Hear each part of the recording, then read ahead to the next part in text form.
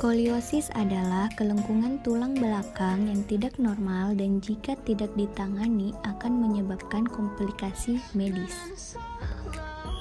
Untuk memahami skoliosis, ada baiknya melihat tulang belakang yang normal.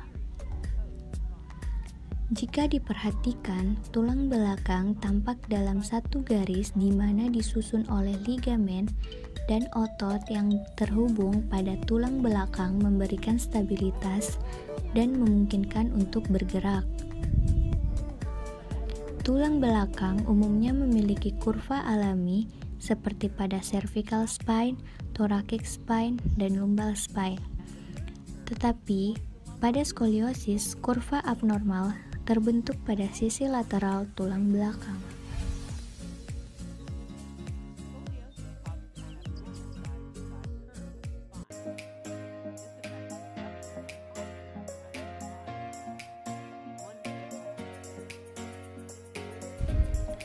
The National Scoliosis Foundation USA melaporkan bahwa kasus skoliosis ditemukan pada 4,5% populasi umum di dunia saat ini.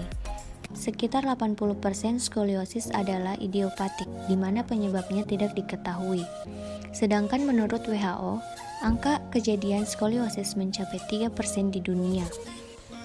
Di Indonesia mencapai 4-5% kejadian berdasarkan data sensus 2015.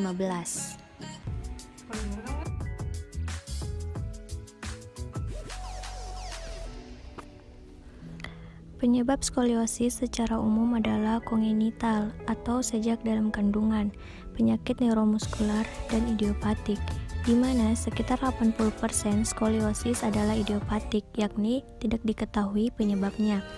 Penyebab dan patogenesis skoliosis belum dapat ditentukan dengan pasti. Kemungkinan penyebab pertama ialah genetik, di mana banyak studi klinis yang mendukung pola pewarisan dominan autosomal, multifaktorial, atau X-linked. Penyebab kedua ialah postur, yang mempengaruhi terjadinya skoliosis postural kongenital. Penyebab ketiga ialah abnormalitas anatomi vertebra, di mana lempeng epifisis pada sisi kurvatura yang cekung menerima tekanan tinggi yang abnormal sehingga mengurangi pertumbuhan. Sementara pada sisi yang cembung menerima tekanan lebih sedikit yang dapat menyebabkan pertumbuhan yang lebih cepat. Penyebab keempat ialah ketidakseimbangan dari kekuatan dan massa kelompok otot di punggung. Abnormalitas yang ditemukan ialah peningkatan serat otot tipe 1 pada sisi cembung dan penurunan jumlah serat otot tipe 2 pada sisi cekung kurvatura. Selain itu, dari pemeriksaan elektromiografi didapatkan peningkatan aktivitas pada otot sisi cembung kurvatura.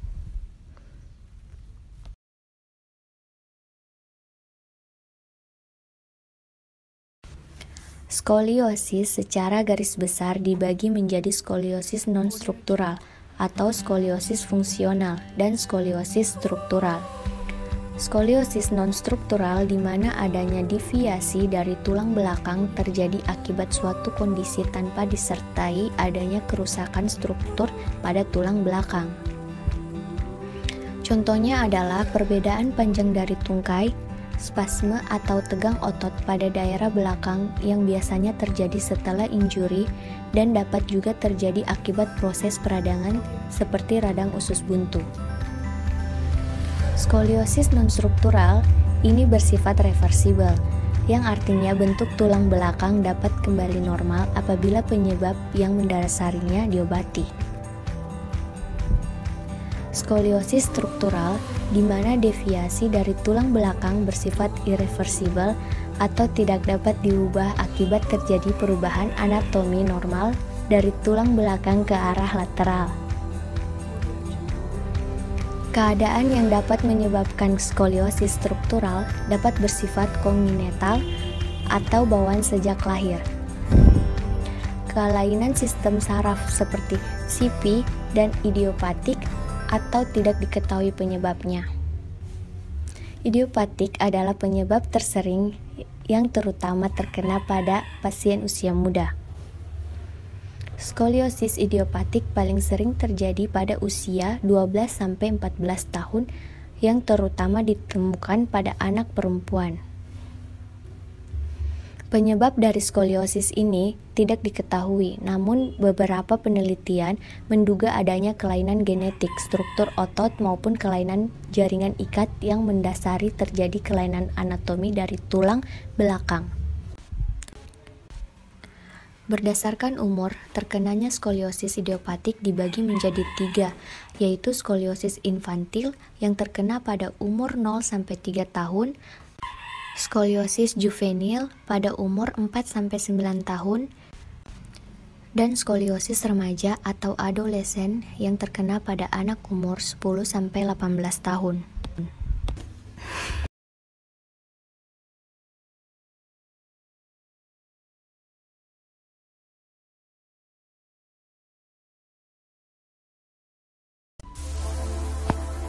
Prognosis skoliosis tergantung pada besar, sudut, dan usia. Pertumbuhan merupakan faktor risiko terbesar terhadap memburuknya pembengkokan tulang belakang yang terjadi, di mana kemungkinan lengkungan skoliosis idiopatik akan berkembang seiring pertumbuhan seseorang. Biasanya, semakin muda seseorang terkena skoliosis, maka semakin bertambah buruk keadaan penderita karena semakin panjang masa perkembangan skoliosis. Pada umumnya, struktur lengkungan mempunyai kecenderungan yang kuat untuk perkembangan secara pesat pada saat pertumbuhan dewasa, di mana lengkungan kecil non-struktur masih fleksibel untuk jangka waktu yang lama dan tidak menjadi semakin parah, tetapi skoliosis tidak akan memburuk dalam waktu yang singkat. Skoliosis dapat menyebabkan berkurangnya tinggi badan jika tidak diobati, serta skoliosis bila dibiarkan terus-menerus semakin lama gangguan yang dirasakan tidak hanya nyeri, bahkan hingga migrain dan sesak nafas karena tidak lancarnya peredaran darah.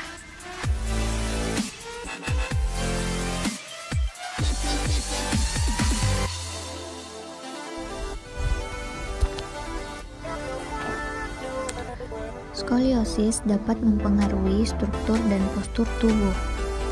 Bahu akan tampak lebih tinggi sebelah, begitu juga dengan tulang belikat yang tampak menonjol. Tubuh akan condong ke satu sisi skoliosis. Skoliosis bersifat progresif, yang berarti bisa menjadi buruk dari waktu ke waktu. Jika tidak ditindaklanjuti dengan cepat, akan membuat lengkungan makin parah, yang bisa vertebra berotasi dan bergerak menjauh dari posisinya. Hal ini akan membuat sulit bernafas, dan jika terjadi tekanan pada saraf akan menyebabkan rasa sakit dan kelelahan.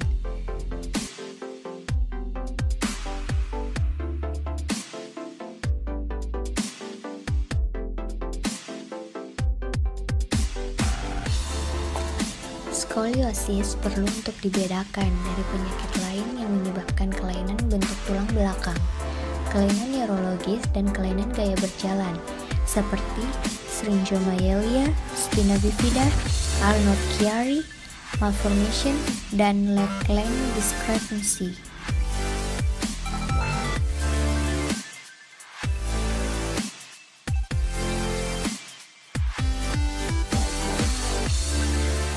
So, the muscles of the back can be largely divided into two major groups.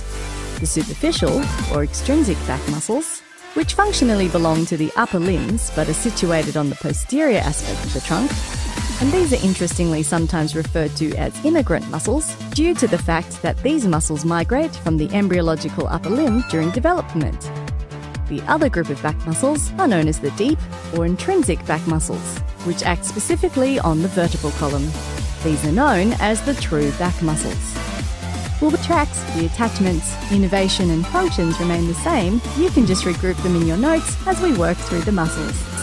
The medial tract, which involves the muscles that are closest to the vertebrae, and a lateral tract, which involves the muscles that are a little more lateral. The other way of approaching the division of deep back muscles is by dividing that these superficial back muscles attach to. We'll start with the most central set of bones, the vertebral column. The vertebral column runs the length of the neck and the back, so I'm sure you can imagine some muscles attaching onto these bones. There are three main regions of the vertebral column that we'll look at today. The cervical region, consisting of 7 vertebrae, the thoracic region, where there are 12 vertebrae, and finally the lumbar region, which is made up of 5 vertebrae. Vertebrae have many bony features, but there are 2 specific ones I'd like to remind you of today. The first is the spinous process, highlighted in green in this image of a vertebra from a superior view. There is 1 spinous process per vertebra, which projects posteriorly. If you palpate the back of your neck in the midline, the bony feature you feel is a spinous process. The second bony feature we'll look at today are the paired transverse processes. There is 1 on either side of the vertebral canal, projecting a bit posteriorly, but mostly laterally. Superiorly, there's 1 bone of the skull where we'll see a muscle attachment, and that's the one highlighted now, the occipital bone. Specifically, one of the muscles will originate from this bony feature just here, the external occipital protuberance. At the inferior end of the vertebral column is where we find our pelvis.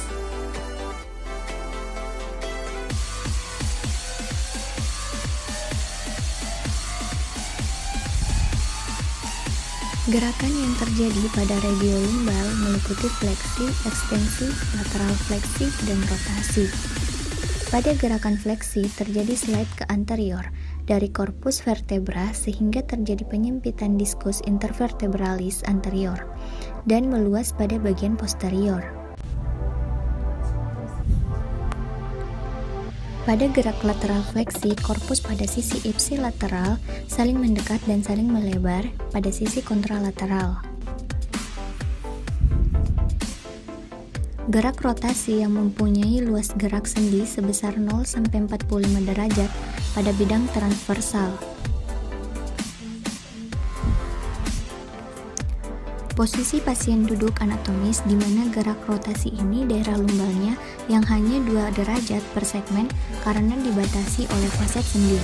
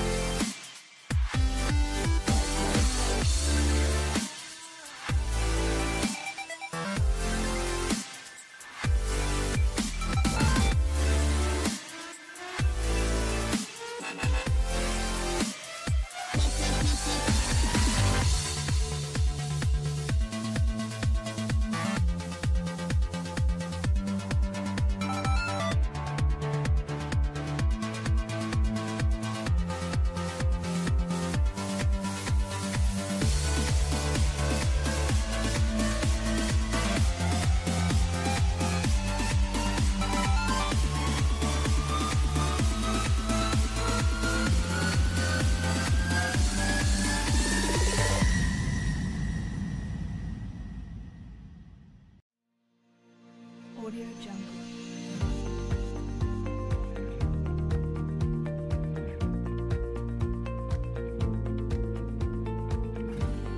Audio Jungle.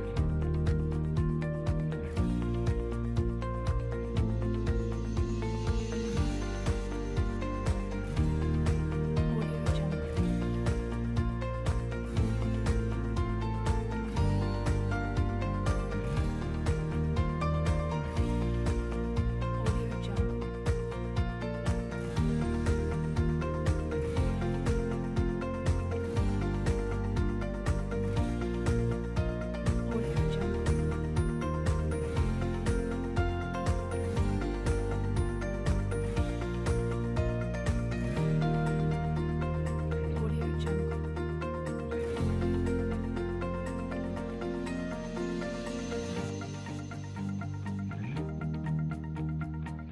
Audio Jungle.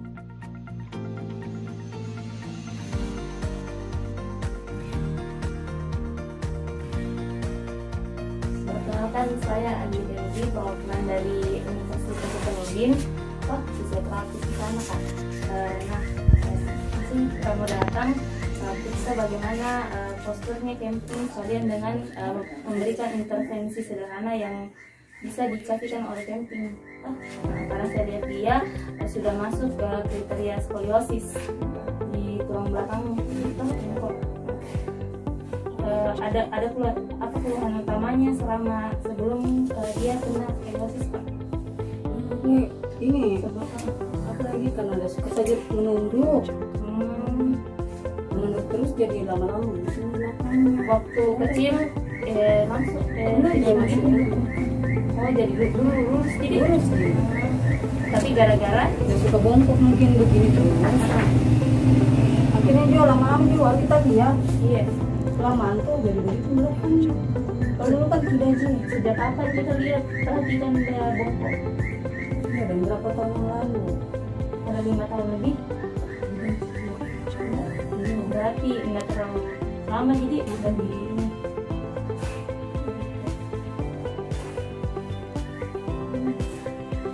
Umur berapa itu Pak? Kira-kira? ya 3 tahun yang lalu ini Oh baru-baru jadi. baru ke tentara sekali Kalau waktu lahir tidak gitu. lagi bagus dia normal sih cuma kakinya aja Selain itu ada yang dirasa sakit pas bengkok begini. Oh biasa jadi biasa sih. tidak ada sih rasanya Kira-kira apa penyebab utamanya gara-gara dia sakit belakangnya situ kan tidak bengkok? Gara-gara posisi duduknya, iya kayaknya selain posisi duduk mungkin posisi tidurnya tidak bagaimana? juga kok itu biasa gitu orang-orang biasa pun terus karena menunduk dulu begini Oh, itu dia. Nah, ada konsumsi obat Kak? Waktu dikandung, ada ibunya konsumsi obat. Jadi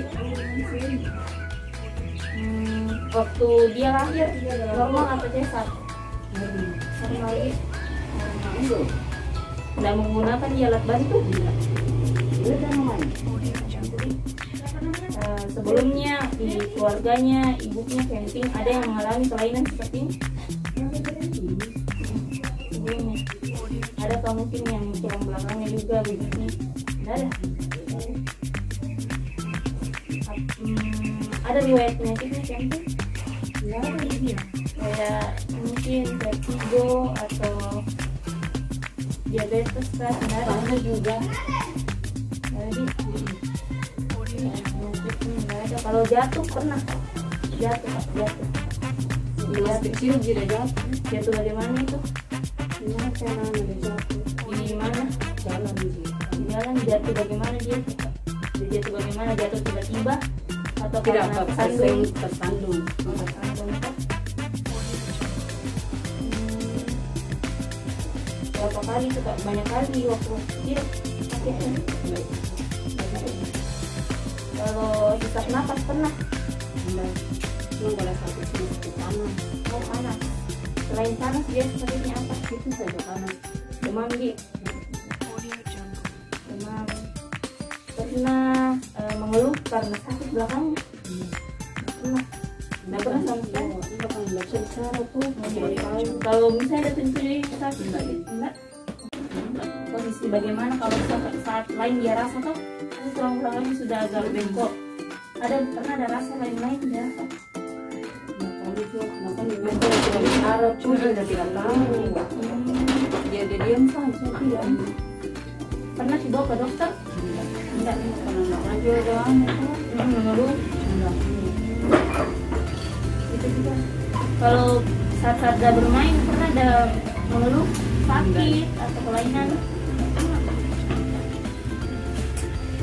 Pernah nih dibawa di fisioterapi atau ada yang tindak lanjut? Nggak pernah jadi.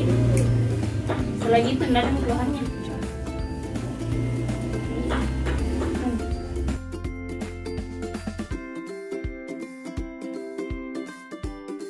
Audio Jungle.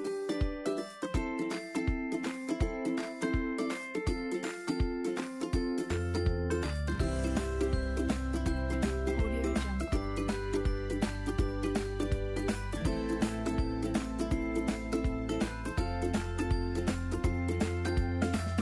Audio Jungle.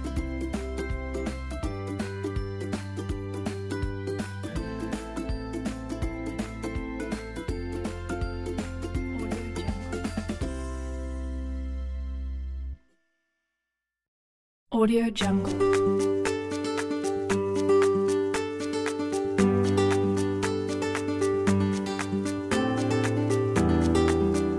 Audio Jungle.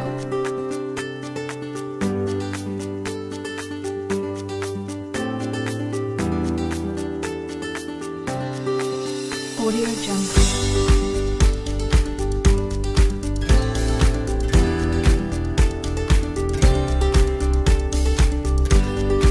Audio Jungle.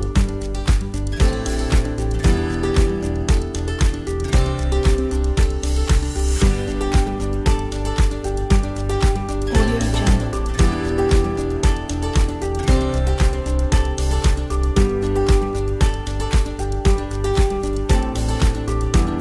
Audio Jungle.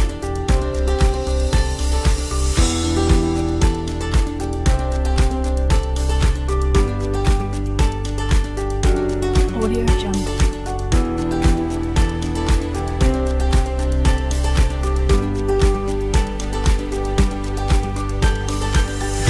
Audio Jungle.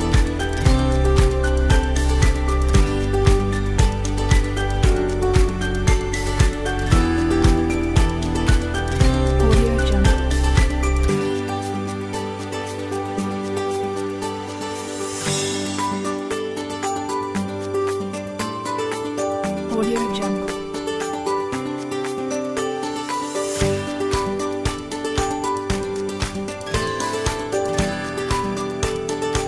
Audio Jungle.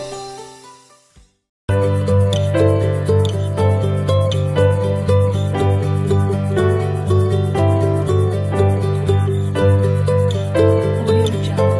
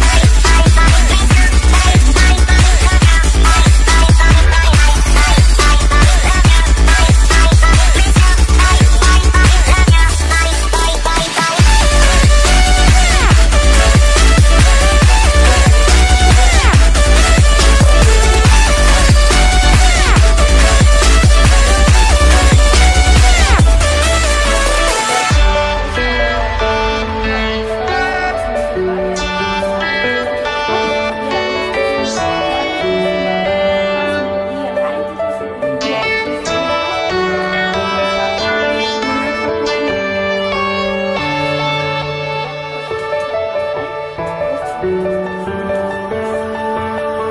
only have me.